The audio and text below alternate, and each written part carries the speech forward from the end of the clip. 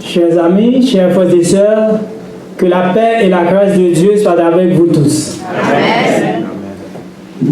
C'est un privilège pour nous d'être ici en ce matin pour pouvoir écouter la parole de Dieu. Et moi, personnellement, je me remets entre les mains de Dieu comme un instrument. Je veux m'effacer pour que Dieu parle à son peuple aujourd'hui. Je veux remercier le corps pastoral de l'Église qui a fait choix de mon humble personne pour pouvoir être le porte-parole de l'Église en ce matin. Et je veux du même coup saluer mes amis qui ont fait le déplacement pour pouvoir nous visiter ce matin. Je parle de Sœur Janine et sa fille Joanne Destin. Bienvenue et bonne adoration, mes amis.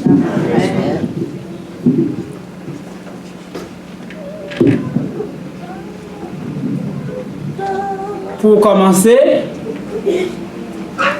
nous allons reprendre notre texte de méditation.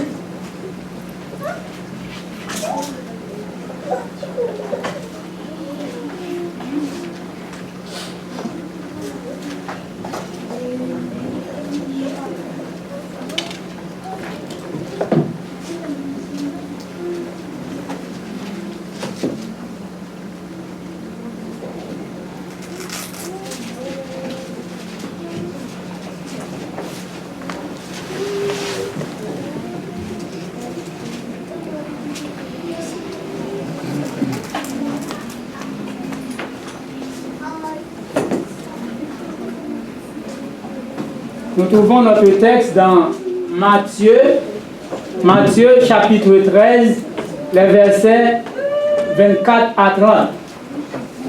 Nous lisons: il leur proposa une autre parabole. Il dit: le royaume des cieux est semblable à un homme qui a semé une bonne semence dans son champ. Mais pendant que les gens dormaient, son ennemi vint, sema de l'ivraie parmi le blé et s'en alla. Lorsque l'herbe eut poussé et donné du fruit, l'ivraie parut aussi. Les serviteurs du maître de la maison vinrent lui dire: Seigneur, n'avons-nous pas semé? D'où vient donc qu'il y ait de l'ivraie? Il leur répondit: c'est un ennemi qui a fait cela. Et les serviteurs lui dirent: veux-tu que nous allions l'arracher? Non, dit-il, de peur qu'en arrachant l'ivraie, vous ne déraciniez en même temps le blé. Laissez croître ensemble l'un et l'autre jusqu'à la moisson. Et à l'époque de la moisson, je dirai au moissonneur: arrachez d'abord l'ivraie et liez-la en gerbe pour la brûler, mais amassez le blé dans mon grenier. Chers amis, ici, le semeur, c'est Jésus.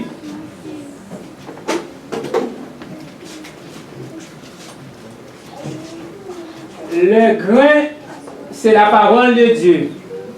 La terre, c'est nos cœurs. Avant de dire quoi que ce soit, je vous invite à fermer les yeux pour que nous puissions implorer la présence de Dieu. Seigneur notre Dieu, notre Père, en ce matin, ton peuple veut entendre ta parole. Je t'en prie, Seigneur, de faire en sorte que, comme tu avais l'habitude de séduire ton public quand il écoutait ta voix, que tu parles toi-même pour que ton peuple, Seigneur, puisse sortir d'ici plus près de toi, vers le royaume des cieux. Pardonne nos péchés, assiste-nous du début à la fin de ce message. Nous t'en prions ainsi au nom de Jésus pour ta gloire.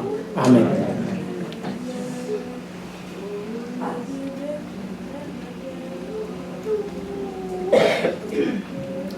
Pendant que les gens dormaient, chers amis, il est dit, pendant que les gens dormaient, son ennemi vint, sema, livrait parmi le blé et s'en alla.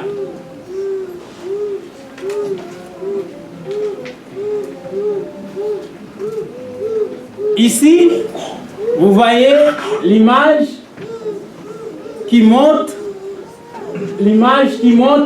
quelqu'un qui est pendant la nuit dans un champ. Ça, c'est l'ennemi qui vient après que les serviteurs du maître ont fini de semer la bonne semence.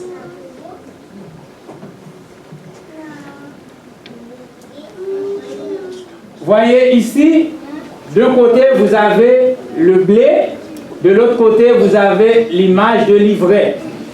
Alors c'est un peu différent, mais des fois il est difficile de pouvoir séparer le blé de l'ivraie.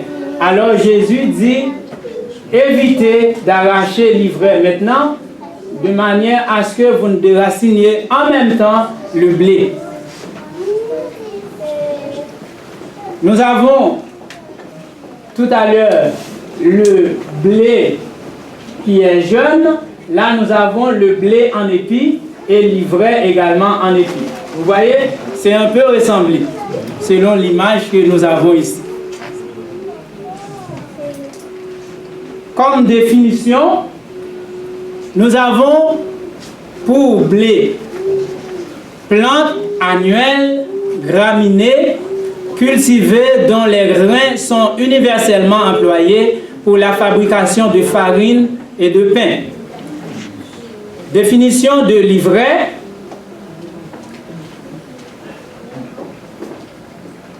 Définition de l'ivraie. Ici, il est dit, c'est une graine aussi sauvage et nuisible qui est censée provoquer une sorte d'ivresse.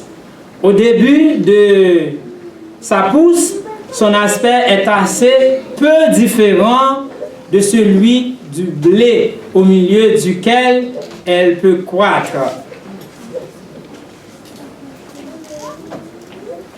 Une pratique courante au Moyen-Orient. En Orient, il arrivait parfois qu'on se vengeait de son ennemi en jetant dans son champ nouvellement ensemencé quelques mauvaises semences qui, en levant, ressemblaient beaucoup au blé. En poussant, elles portaient préjudice à la moisson et causaient des ennuis et une perte aux propriétaires. De même, c'est sa haine contre Christ qui a poussé Satan à jeter de l'ivraie parmi le bon grain du royaume. Il attribue ensuite au Fils de Dieu le fruit de ses semailles, en faisant entrer dans l'Église ceux qui renient par leurs actes le caractère du Christ.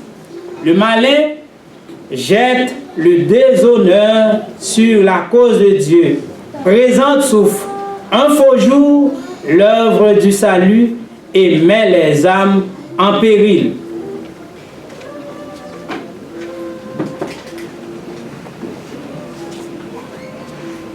Explication de certains symboles clés de la parabole. Le champ, c'est le monde, dit le Christ. Nous devons comprendre qu'il s'agit de l'Église du Christ dans le monde.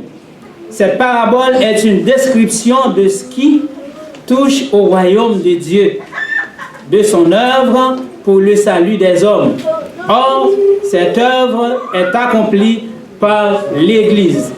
l'Église, chers amis, a une œuvre à accomplir sur la terre.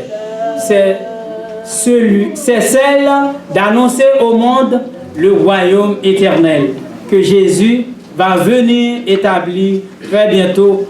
Et pour ce royaume, le monde doit se préparer. Mais Satan fait un travail. Il sème la mauvaise semence de façon à contaminer l'évangile que nous prêchons, mes amis.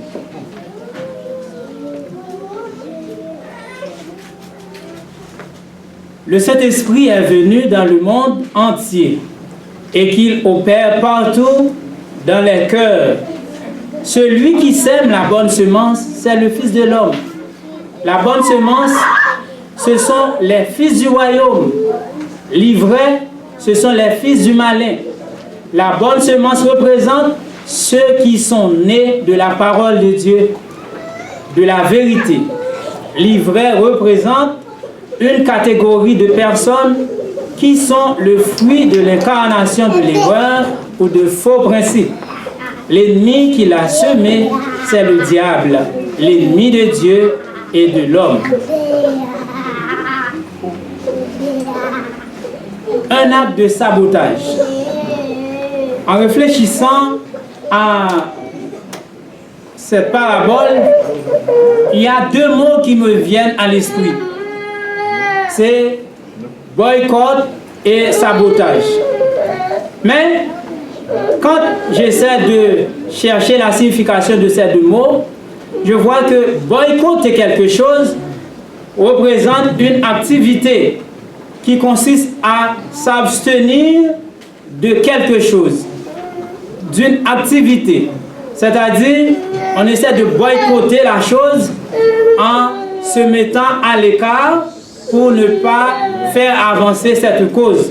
Mais saboter quelque chose, c'est faire échouer la chose d'une manière quelconque.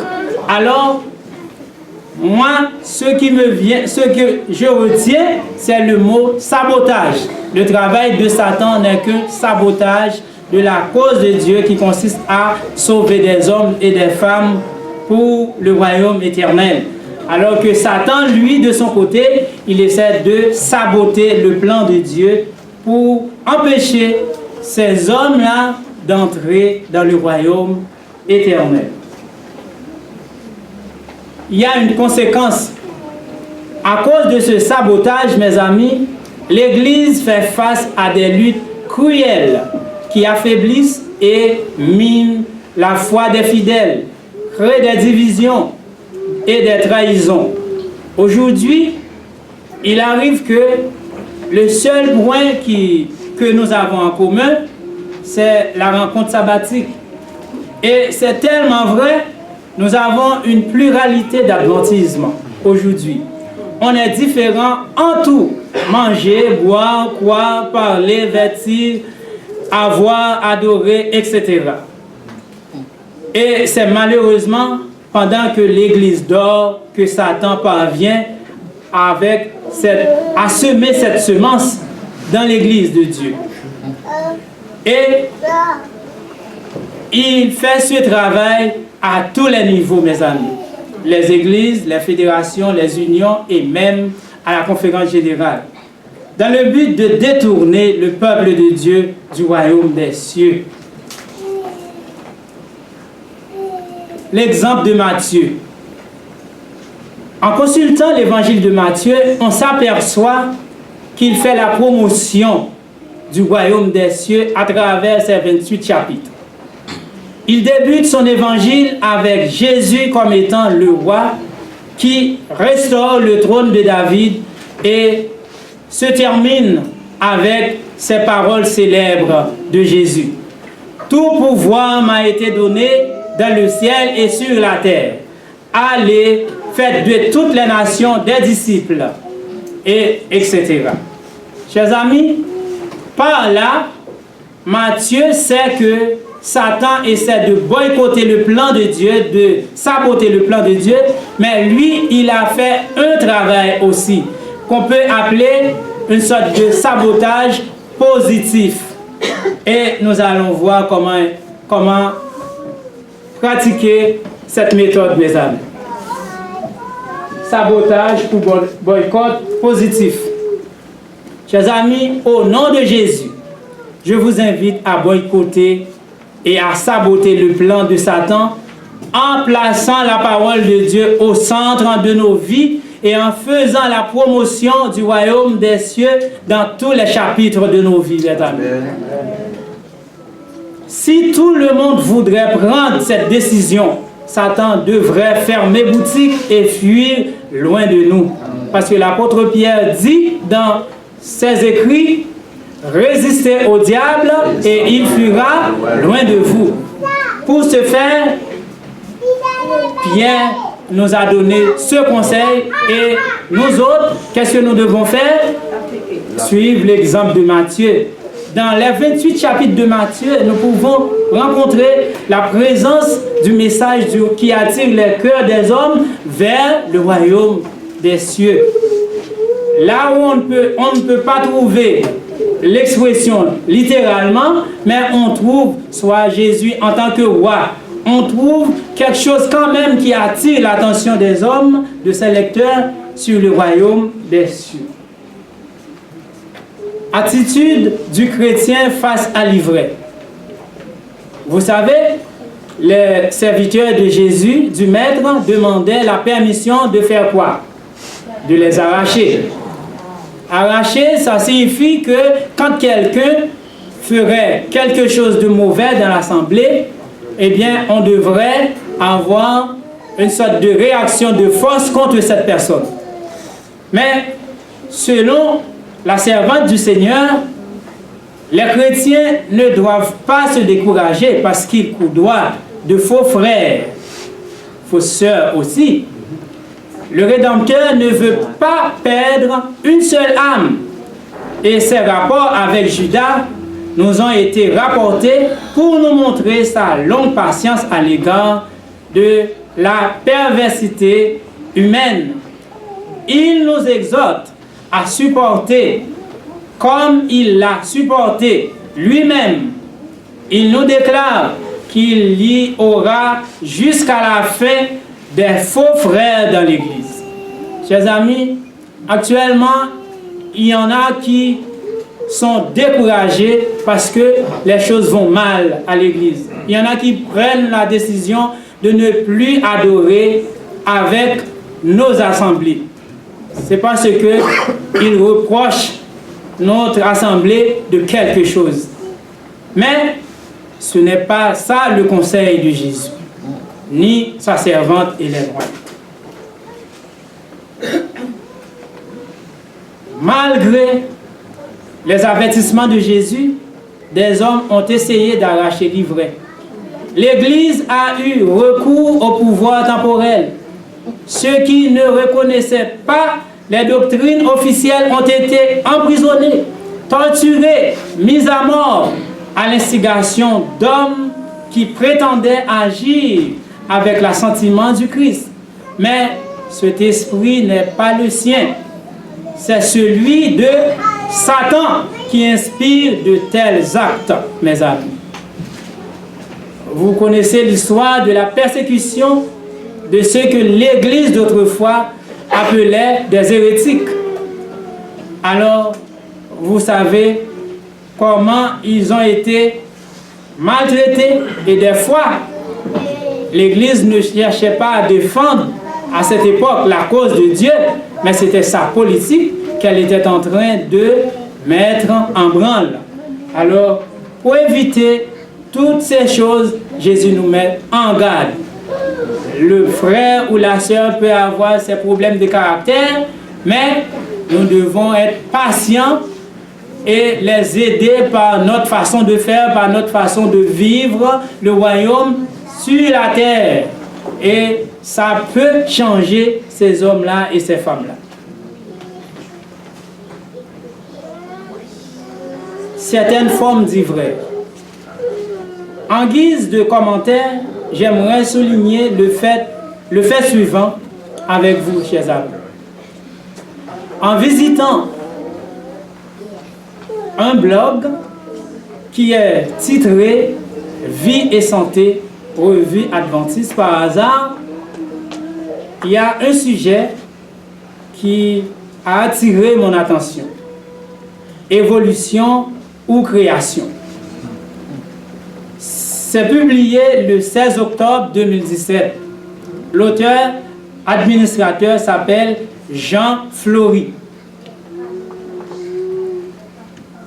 Ce monsieur a une biographie tellement longue, bon, ça ne vaut pas la peine que je vous dise ce qu'il y a dans cette biographie. Mais parmi tout ce qu'on met, il est professeur à la faculté de théologie. Vous allez voir comment il traite ce dossier, ce sujet sur l'évolution et la création. C'est lui qui parle. Pour moi, évolutionnisme et créationnisme étaient et sont des hypothèses, des interprétations, des théories explicatives qu'il ne faut pas confondre avec les faits. C'est-à-dire, écoutez bien, il parle de évolutionnisme et créationnisme. Il met le tout dans le même panier. Quelqu'un qui parle et ses écritures sont publiées dans une revue que je vois qui est une revue adventiste, Vie et santé.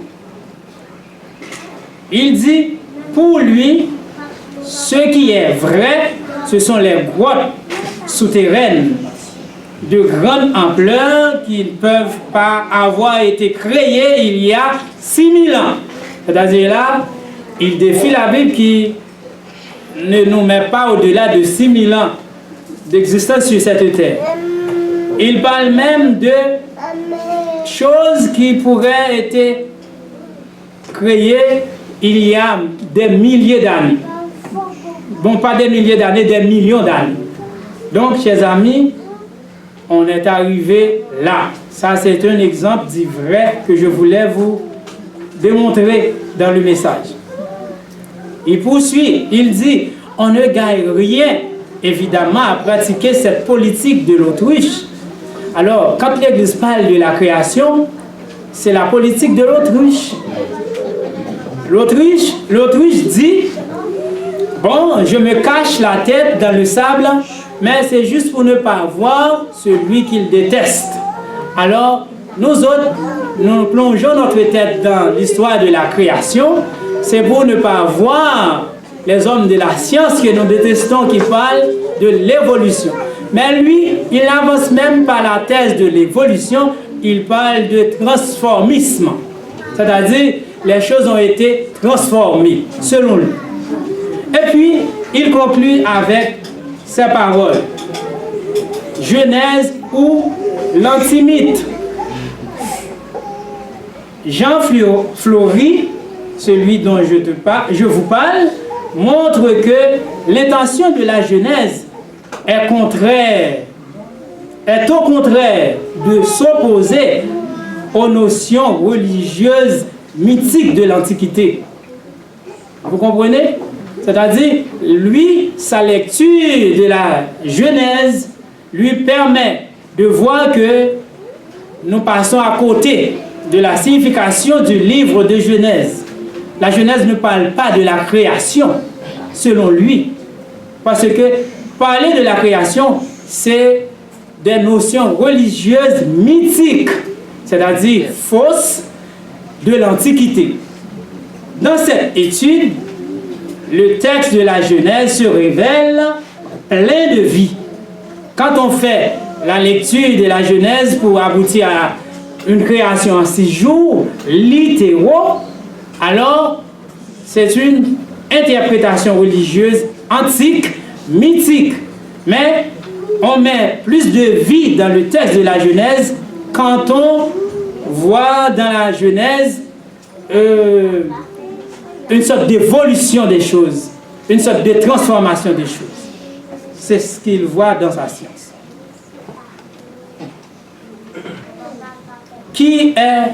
Où est mon plus grand problème avec ce texte? Je sais qu'il existe des athées Mais mon problème, c'est que ce texte ne devrait pas être dans une revue adventiste, à mon avis.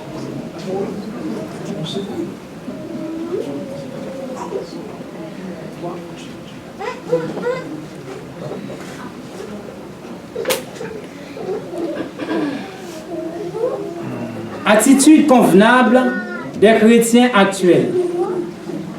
Eh bien, quand on voit ces choses, il faut se rappeler de l'impératif du Christ. Laissez croître ensemble l'un et l'autre jusqu'à la moisson. Le Seigneur nous a enseigné clairement que ceux qui s'obstinent dans un péché manifeste doivent être retranchés de l'Église. Mais il ne nous a pas chargé de juger le caractère et les mobiles des autres. Alors, quand quelqu'un fait de telles sortes de déclarations, ça c'est un problème de caractère et c'est son mobile. Il veut emmener le peuple de Dieu quelque part. Alors, c'est à nous d'être éveillés, c'est à nous de nous accrocher à la parole de Dieu, mes amis. Et quand nous voyons que ces choses arrivent dans nos rangs, sachons que la porte du royaume des cieux est sur le point de s'ouvrir.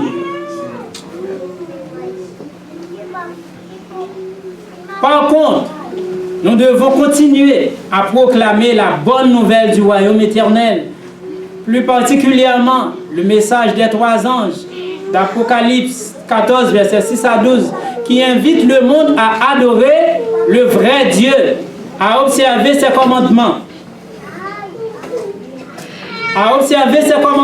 En particulier le sabbat du 4e commandement.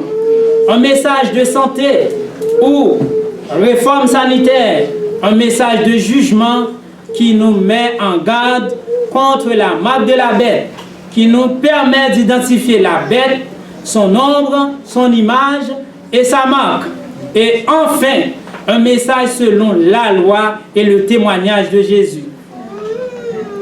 Semons la bonne semence du royaume des cieux en réponse à l'appel de notre Maître et en opposition à l'ivraie semée par le diable. Expérience vécue dès l'âge adolescent. Mes amis, j'étais né catholique. J'avais l'habitude d'aller à l'église. Mais dans ma paroisse, il y avait 2 prêtres. Un jeune prêtre et un prêtre âgé, un vieillard. Mais lui, le vieillard, il termine toujours ses messes avec cette bonne nouvelle. Chers amis, Jésus va revenir. Et à ce moment-là, il y aura plus de difficultés, plus de mort, plus de deuil, plus de souffrance, plus de misère.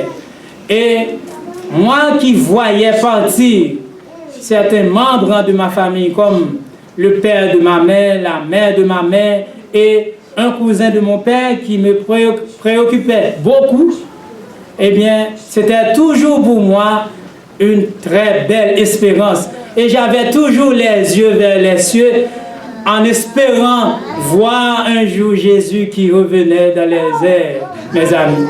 Mais après ma conversion à l'église adventiste, il m'arrive de rentrer à l'église et de sortir sans entendre un message d'espérance que Jésus va revenir. Des fois, on donne de bons messages, mais on nous prépare à être monsieur un tel, madame une telle sur la terre, mais sans nous rappeler que ça peut être en sortant d'ici, Jésus revient. Mais, chers amis, comme Matthieu, j'aurais aimé que vous fassiez ce travail, alors que l'ennemi, lui, même la nuit, il ne dort pas. Il sème sa semence. Nous autres, nous devons semer cette bonne semence. Il y a des frères et sœurs dans l'assemblée qui ont besoin d'entendre une bonne nouvelle. Parce que à la maison, au travail, dans la politique, dans la société, il n'y a pas de bonnes nouvelles, mes amis. Mais quand on vient à l'église, on devrait entendre une bonne nouvelle, mes amis.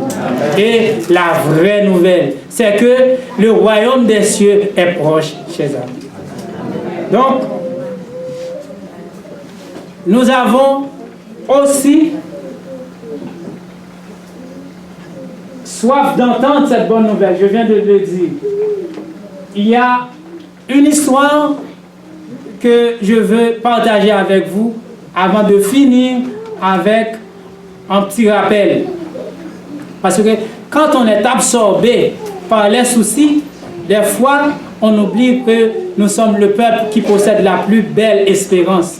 Et nous sommes incapables de pardonner ceux qui nous ont fait du tort. Mais je voudrais partager avec vous ce matin l'histoire de la guerre des tribus. Et je pense que c'était en Afrique. Il y avait 2 tribus qui se battaient. Et puis, il y a un jeune garçon qui est entré dans une maison. L'épouse a eu le temps de se cacher quelque part, mais elle pouvait regarder ce qui se passe dans la maison.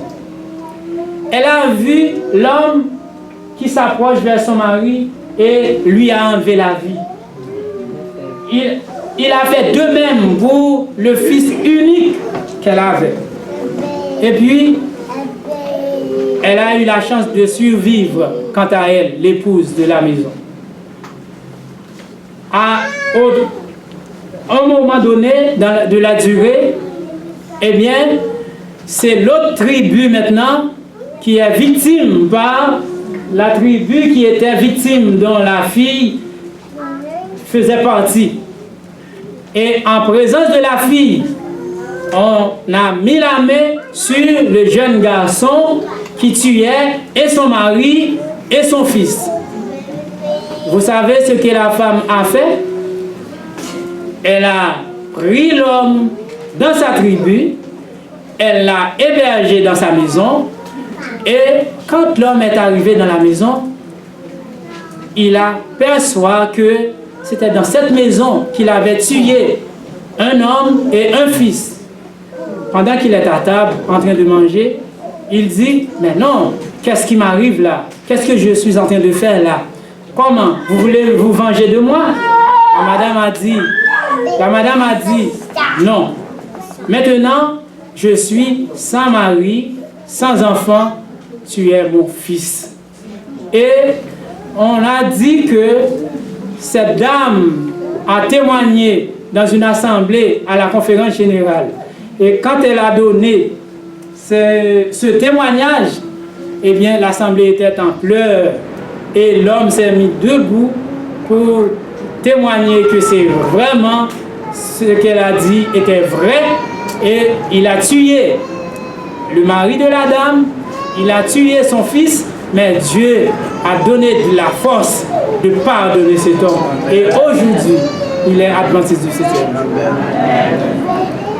Donc, chers amis, si vous êtes coincés, coudoyés par un livret, peu importe l'endroit, à l'église, à la maison, à l'école, au travail, réjouissez-vous, car le royaume des cieux est réellement imminent et sera un règne sans Satan, sans ivraie, puisque selon Apocalypse 14, verset 8, Babylone est tombée avec sa haine, ses guerres, ses épidémies, sa pauvreté, ses catastrophes, sa discrimination, ses abominations, sa méchanceté, ses injustices, ses faux bergers, faux docteurs d'université, faux politiciens, faux frères et faux sœurs, faux amis, faux conseillers et conseillères. Enfin, ce sera le ouf du peuple de Dieu. Car nous trouvons ces paroles dans la Bible.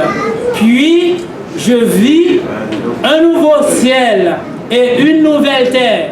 Car le premier ciel et la première terre avaient disparu et la mer n'était plus.